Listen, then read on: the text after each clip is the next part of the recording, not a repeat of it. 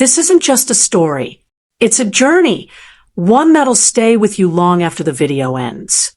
So if you've ever felt love, loss, betrayal, or hope, then stay with us.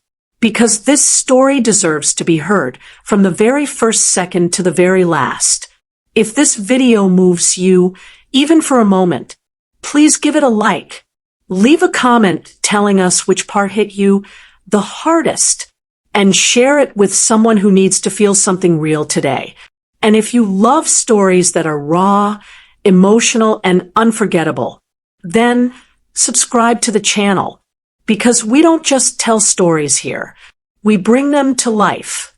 She was just 12, barefoot, bruised, and clutching two hungry babies to her chest, wandering alone through a freezing storm at 3 a.m. Alina hadn't eaten in 2 days.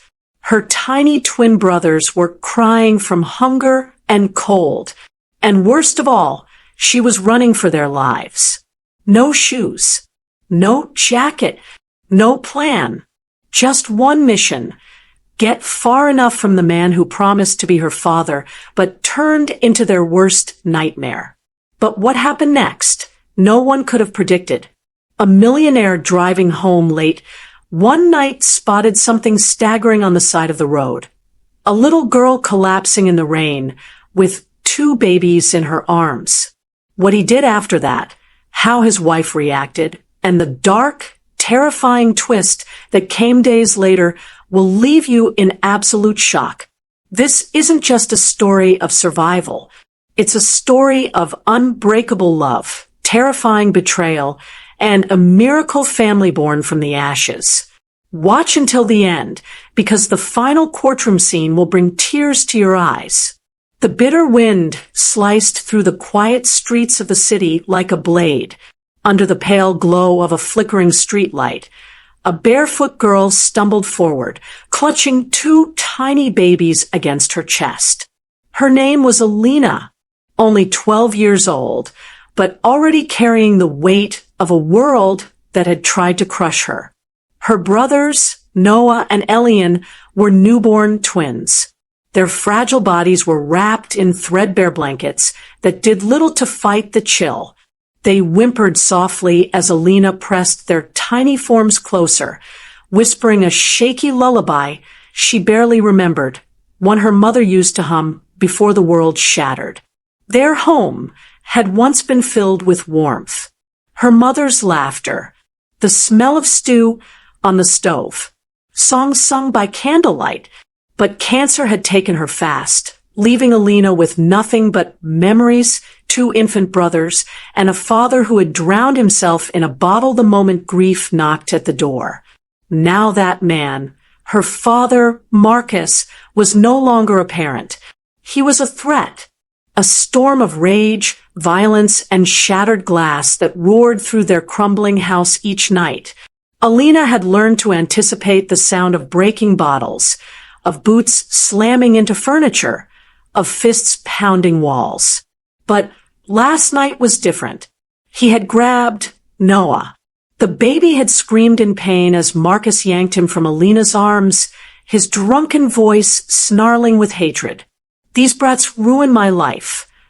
Alina, trembling and terrified, had fought back, something she'd never dared before. Her scream had startled Marcus long enough for her to snatch Noah and run. But she knew he would come for them again, and next time he wouldn't miss. So she fled into the night, into the unknown, with only a ragged backpack, the last of the formula, and a single promise etched into her bones. I will protect them, no matter what.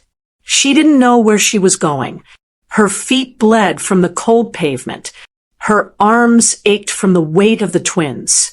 Hunger gnawed at her stomach, but she kept walking. Every shadow looked like her father. Every distant siren made her heart race. The city was a maze of strangers and dangers, and she was just a girl trying to disappear. Finally, exhausted beyond reason, Alina collapsed into the corner of a rundown city park, hidden behind overgrown bushes and rusting swings. She laid the babies down gently on her old backpack, divided the last scoop of formula between two cracked bottles, and fed them with shaking hands. Tears welled in her eyes as she watched them suckle greedily. "What do I do when it runs out?" she whispered to the wind. There was no answer, only the groaning of the old swing set as it moved in the wind like a ghost. Business meeting forgotten. Daniel Maddox, a wealthy entrepreneur known for his cold ambition, was not expecting his life to be turned upside down that night. His Tesla slowed as he spotted a strange sight near the park. A child. No, 3 children. 2 were motionless. The third was barely upright. He hit the brakes, throwing open the car door. Daniel rushed over just in time to catch Alina as she collapsed unconscious, her arms still cradling the babies. The twins whimpered softly, their faces pale and cold. "What the hell?" Daniel whispered, eyes scanning the bruises on Alina's face, the blood on her feet, the desperate grip she still had on the babies, even in sleep. He looked around. No one else in sight. No mother. No stroller. No shoes. Nothing. Instinct kicked in. He scooped all 3 into his arms and carried them to the car, calling his wife, Clara, on the hands-free speaker. She was a former nurse, now working with abandoned children in her spare time. "Belle, I need you. Now. I'm bringing home kids. I think they've been through hell." "What?" she gasped. "How many?" 3. A girl, maybe 12. 2 infants. They're not hers. They couldn't be. But she's protecting them like they're her own. Who were they? Why were they alone in a city park before sunrise? And what kind of monster had let this happen? Back at the Maddox estate, a large, modern home on the edge of the city, Clara welcomed them at the door in a flurry of blankets and care. The moment she saw Alina's swollen cheek and the infant's frozen toes, her eyes welled with tears. "Get them inside," she ordered. While Daniel helped settle the babies, Clara checked Alina's vitals, cleaned her wounds, and wrapped her bruised feet with gentle hands. "This girl's been through something," she whispered. As sunlight filtered through the windows, Alina stirred. Her eyes snapped open, wild with panic. She bolted upright, nearly falling off the bed. "Where are they?" she cried, scanning the room. "They're safe," Clara said softly, pointing to the bassinet. "Your brothers?"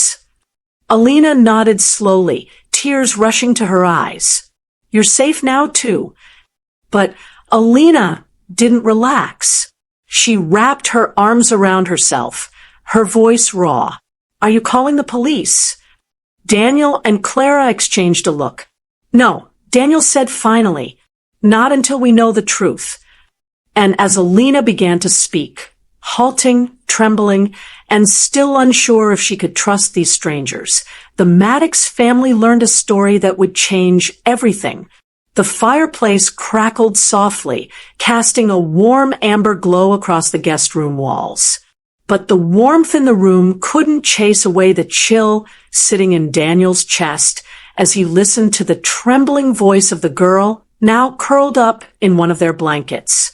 "My name's Alina," she began, her eyes never leaving the sleeping forms of Noah and Elian.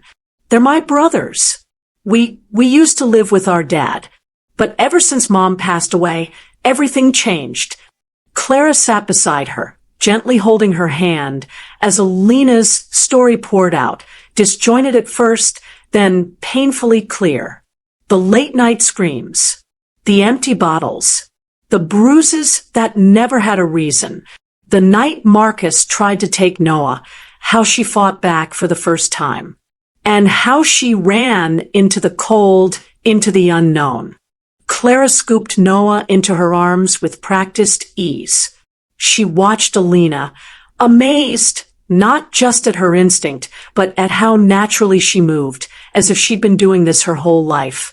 "I feed them in shifts," Alina murmured, grabbing the bottle Clara had prepped earlier. "If one wakes, I let the other sleep.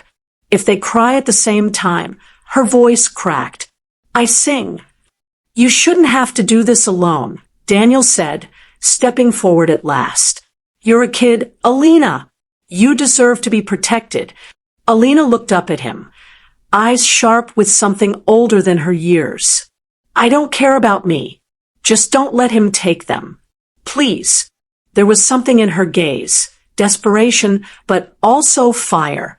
Daniel realized he wasn't just looking at a scared girl. He was looking at a fighter, a survivor. The next morning, the Maddox home buzzed with cautious energy. Clara had scheduled a visit from her friend, Dr. Lena Carter, a pediatrician who often worked with abused children. She arrived mid-morning with soft eyes and a clipboard, immediately assessing the twins with practiced care. "They're malnourished, but stable," Dr. Carter said after the checkup. "Alina's been taking care of them better than most adults would. But her own condition, bruises, untreated infections, exhaustion, she needs rest, food, and safety." Daniel nodded. "She's getting all of that now." But as if on cue, the intercom at the front gate buzzed. "Delivery," the housekeeper guessed. Daniel glanced at the screen, and his stomach dropped. A man stood there, disheveled, eyes bloodshot, pacing like a caged animal. His voice crackled through the speaker. "Let me in. I know you have my kids. I want them back." Daniel didn't need a name. It was Marcus. "Jesus," he muttered, stepping back from the screen. "How did he find us?" Alina, holding Noah nearby, heard the voice and froze. "That's him," she whispered. "He tracked us." Panic rose in the room like a tide, but Daniel was already moving. "Get the kids upstairs. Lock the nursery." "Wait, Daniel," Clara called, but he was gone. He stormed to the front gate and opened the speaker with a calmness that didn't match the fury boiling in his chest. "You're on private property," Daniel said coldly. "Leave now." Marcus leaned toward the camera. "You rich bastards think you can steal my family. I'll get the cops. They're mine." "They're not property," Daniel replied. "They're human beings, and you'll never touch them again." Marcus laughed, a dry, broken sound. "We'll see about that." He backed away, disappearing into a rusted pickup parked down the street. Daniel didn't move. He stood at the gate long after Marcus left, the adrenaline still pounding in his veins. He knew men like Marcus, cowards who only felt strong when terrorizing someone weaker. And he also knew they didn't go away quietly. That night, after a restless dinner, Alina barely touched her food. She stared out the window, her legs pulled to her chest. "He's going to come back," she said quietly. "We're ready for that," Clara replied, placing a comforting hand on her shoulder. "We're already filing a protection order tomorrow morning." Alina's scream echoed down the hall like a lightning strike. Daniel and Clara bolted out of bed, colliding in the hallway just as Alina, barefoot and panicked, stood by the open nursery window. "He took Ellie in," she cried, her voice cracking. "The window, it was open. I don't know how." "Call the police," Daniel shouted, already sprinting toward the security monitors. Clara wrapped her arms around a shaking Noah, who had begun crying from the commotion, while dialing 911 with trembling fingers. "Stay with me, baby," Alina whispered, rocking the remaining twin. "We'll get your brother back. I promise." Downstairs, Daniel's heart dropped as he replayed the footage. There, 2:37 a.m. Marcus. Rain-soaked, wild-eyed. He crept through the side gate, disabled the backup generator Daniel had meant to secure the next day, and slipped inside through the unlocked rear door. On screen, he slithered like a shadow toward the nursery, scooping up Elian as if he were a bag of groceries. "Son of a—" Daniel growled, but something was off. Marcus wasn't running. He wasn't disappearing into the woods. No, he was still on the property. "Clara," he shouted, "I think he's still here." Alina burst through the back door first, barefoot, soaked within seconds by the pouring rain. Her instincts pulled her toward the old garden shed where she and the twins had once hidden during one of Marcus's worst rages. The door creaked. She pushed it open. And there he was, Marcus, dripping wet, kneeling, cradling Elian against his chest, muttering incoherently. "She looks just like her," he whispered. "Your mother, she left me, took the light with her. But you're still mine." "Put him down," Alina said, her voice steady despite the tremor in her chest. Marcus's eyes met hers, dark, swirling with something broken. "You took them from me, girl," he spat. "You think these rich folks love you? You think they'll keep you safe forever?" Behind Alina, Daniel appeared, soaked, furious, fists clenched. "You've made your last mistake," he said coldly. Marcus stood, still clutching Elian. "Come any closer, I swear." But he didn't finish. A soft whimper came from Elian, now awake in his arms.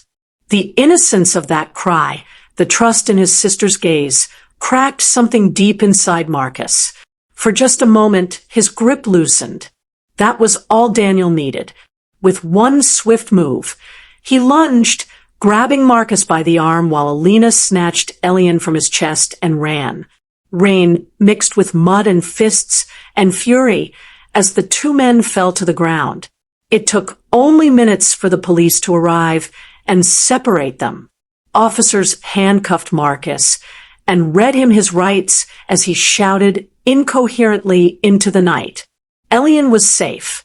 Hours later, as dawn broke over the Maddox estate, Alina sat on the back porch wrapped in a blanket, Elian sleeping in her arms. Noah lay against Clara's shoulder, and Daniel stood nearby, watching the sunrise. "He's gone for good," Alina asked softly. Daniel nodded. "Restraining order. Full custody filings. And with the video footage, he won't be able to come within a mile of any of you."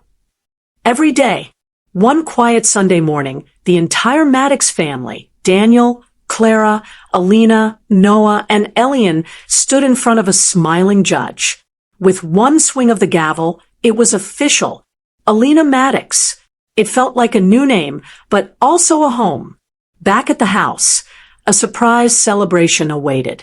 Balloons, cake, music. In the center of the room was a photo of Alina holding her brothers, framed in gold with a plaque beneath that read, "Not all heroes wear capes. Some wear hand-me-down shoes and carry hope in their hearts." Alina looked around the room, at Daniel and Clara, at Noah and Elian now crawling after balloons, and realized something she never thought possible. She was safe. She was loved. She was home. Speech balloon, what did you think of Alina's journey? Did it move you? Did it make you tear up or feel hopeful? If you loved this story, type 100 in the comments to show your support, and tell us where in the world you're watching from. We'd love to know which country you're from. Globe showing America's speech balloon. And don't forget to share this story with someone who needs a little reminder that family isn't always by blood, it's by love. Let's keep spreading warmth, courage, and hope. One story at a time. Red Heart. Party Popper done. Your full story has been